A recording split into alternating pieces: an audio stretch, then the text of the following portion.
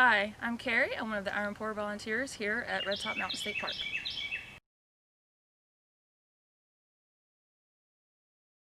This is a scratch block. It is resin bonded sand that is pressed into a mold. I'm here today to talk to you about how we make scratch blocks. But first, safety. You always want to make sure you're wearing your safety glasses. You want to make sure that your hair is pulled up. And we also have bandanas to make sure that your hair stays back and it also keeps sand out of your hair. We also have gloves. These are plastic coated gloves. They're great for doing this. You don't want to get resin on your hands. We have a respirator because the sand that we use has really fine particles. We have hearing protection because the mixer that we use is really, really loud. We're going to talk about some of the materials that you will need to make scratch blocks. First, you'll need the mixer. Next, we have our resin and catalyst. We have our jars. The small one is for catalyst only, and these two are for resin. And we want to keep these separate.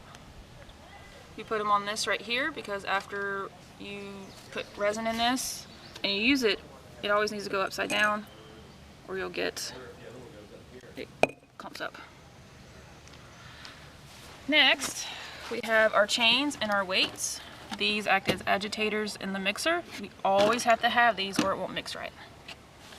Next, we have our sand.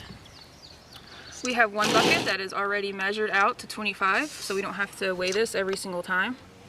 And then we can pour it into other buckets if we need to. And this right here is 50 pounds. Each bucket has 25 pounds in it. Next, you'll need a shovel. We have two different types of tamp sticks. This one is the main one we'll be using for scratch blocks. This one is for larger molds like our skillets. Next, we have parting agent, which is actually just baby powder. We have a brush to get out any dirt or excess powder. We have a scrubber, which helps scrub out any debris in the molds. Our molds right now are brand new, so we don't need this. And then, of course, you need your scratch block molds. Each one of these has 5 in it, and we actually have about 13 of these. Next, we have an additional mold in case we have sand left over. This is actually called a cup mold. And it goes on top. It's what we pour into when we do the skillets. Next, we have a rubber mallet. This isn't used just yet. This is used afterwards when we have to take out the molds. Also, you'll want to make sure that you have some type of bucket to pour the sand into. Sometimes we use a wheelbarrow, but our wheelbarrow does not fit under the mixer, and this needs to go straight under the mixer.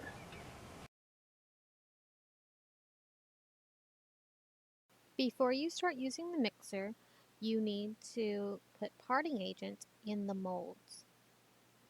This is the talc or baby powder in the sock. Just pat it around the edges and the center in order to coat the mold. This will allow for easier release of the finished scratch blocks. Please wear a respirator while doing this, as there's a lot of dust. After you have talked everything up, you can flip it over to knock out any excess powder. You may also take the brush to help clean up the table to keep out debris. Okay, so now we are going to make our scratch blocks. So first we have our sand. Each one of these pails has 25 pounds, so we're going to make 50 pounds of sand. We'll take this and pour it in.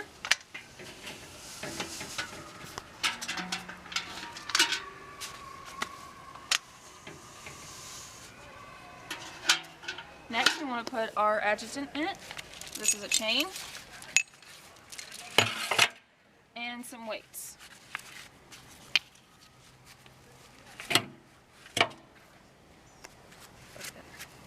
Next, if you want to come in closer, we're going to go ahead and make our nest.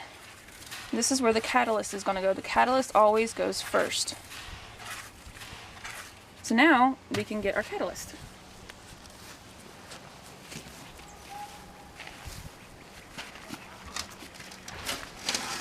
The catalyst always goes in the small cup. You can see here where I have it marked, but it's also gotten a little dirty. But I have it marked for 50 pounds, and that's how much catalyst we'll use. We always pour with this at the top.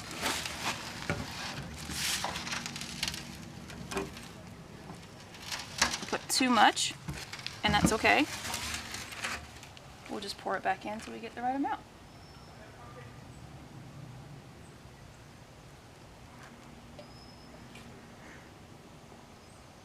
That's good. Make sure you put your top back on.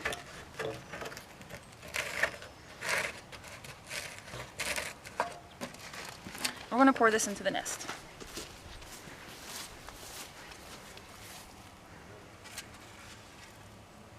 The catalyst amount can change depending on how the weather is. Want to cover this up like a good kitty at the litter box.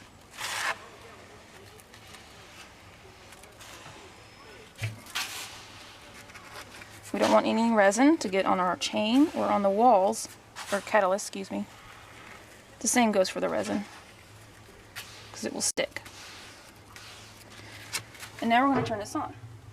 It's really, really loud, and I am wearing some hearing protection. When you turn the mixer on, you'll be able to see the sand and agitators move around. This is mixing up the catalyst so that it can be thoroughly incorporated into the sand. This will allow better bond with the resin later on, since it must be fully mixed for it to work. The mixer was tilted back, that way that you can start to see a little waterfall in the back corner. This section of the video you can actually see the waterfall much better, right there in the back. So now that our catalyst has been running for 3 minutes, we're going to make sure this goes for 3 minutes, we can get ready to put the resin in. So again, we need to make another nest. Move our chains out of the way. And the sand you're going to feel feels a lot like play sand or beach sand. So we've made a nest, and now we can get our resin.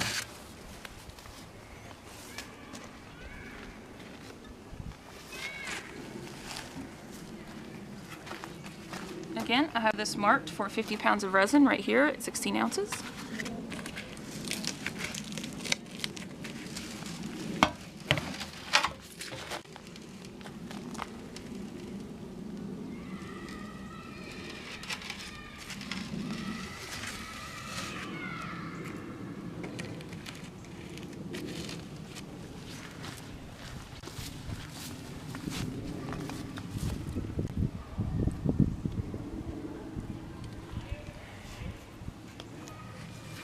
Once you've poured that in, you want to make sure that your glass goes upside down on appropriate material.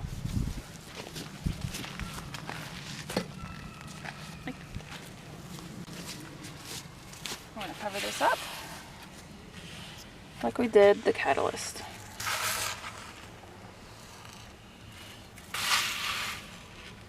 Making sure it doesn't hit the walls.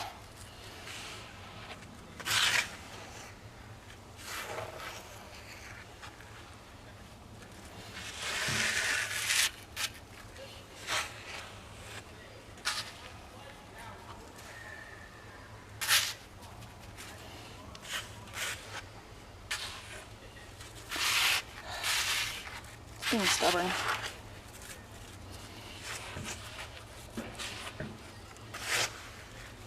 That should be good. Now we'll turn it on again for another 3 minutes. The mixer has been turned back on, and you can see everything begin to spin. You can also begin to see some clumps down in the bottom. So we're going to break that up by repositioning the mixer and putting gloved hands inside and crunching them up to break them up. Do be careful, there is a chain in there, as well as the other weights. You can actually grab the chain and pull it in order to help to break things up as well. Just be careful of your fingers. Now, as you can tell, it takes a little bit to break things up. And once it's all broken up, you can begin to see the waterfall in the back. in the top part. It looks like a little waterfall cascading down. And that is how it should look like. And this is the position that the mixer is in to reach that state. It may need to be adjusted a little. So now we're dumping everything out into a bucket that's been placed underneath, and this will allow it to come out a lot easier.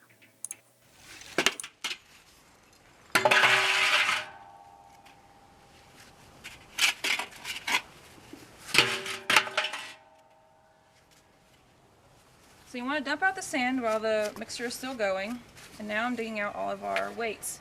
These will go back into the mixer, and later I will run the mixer with only these in it to clean the mixer. And drag this over here so that it can catch extra sand as it comes out.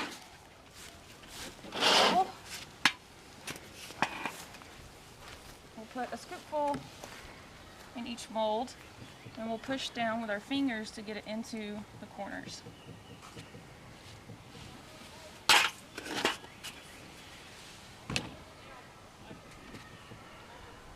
Today the weather is really nice, so we don't have to work too quickly. But when the weather is warm, you have to work really fast. This sets up very quickly.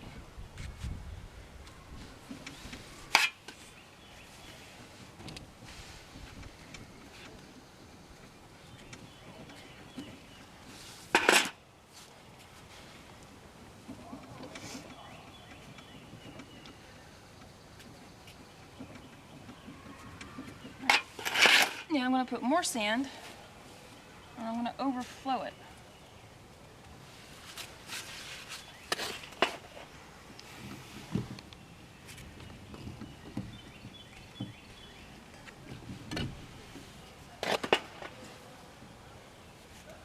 £50 of sand should get us all 3 of these molds.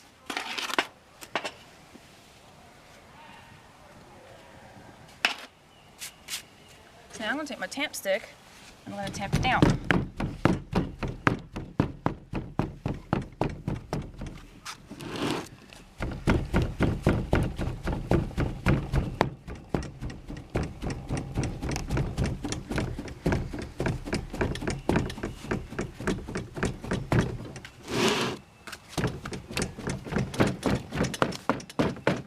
We'll go back.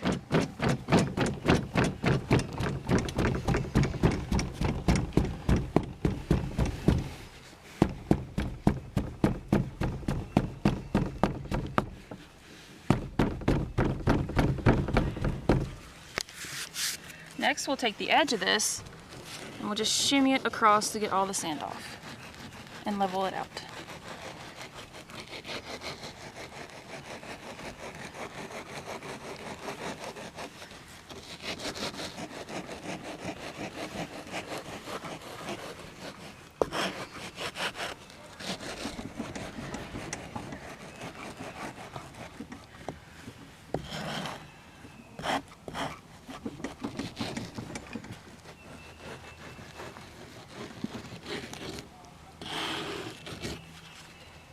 This will sit overnight, and then we can take them out in the morning.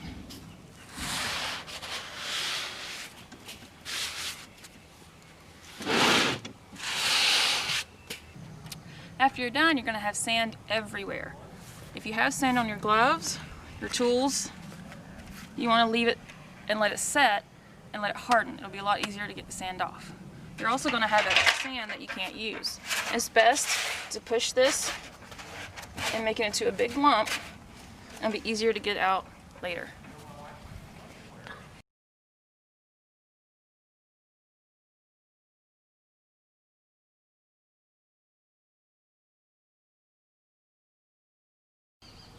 Alright, we've let our scratch blocks cure overnight, so now we can pop them out. And to do that, we have to take our mold, we're going to flip it over.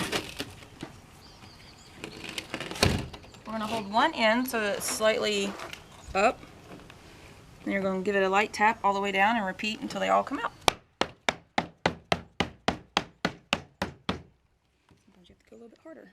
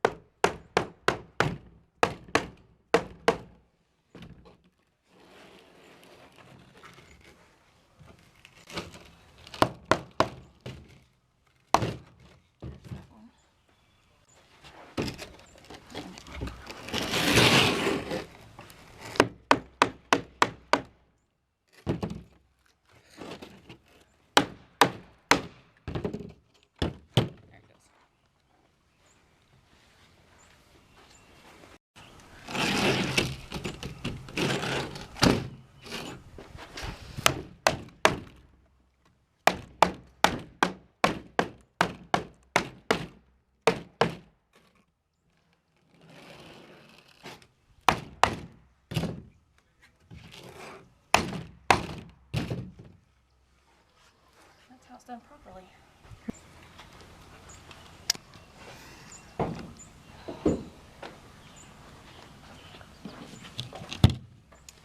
And that is how we make scratch blocks.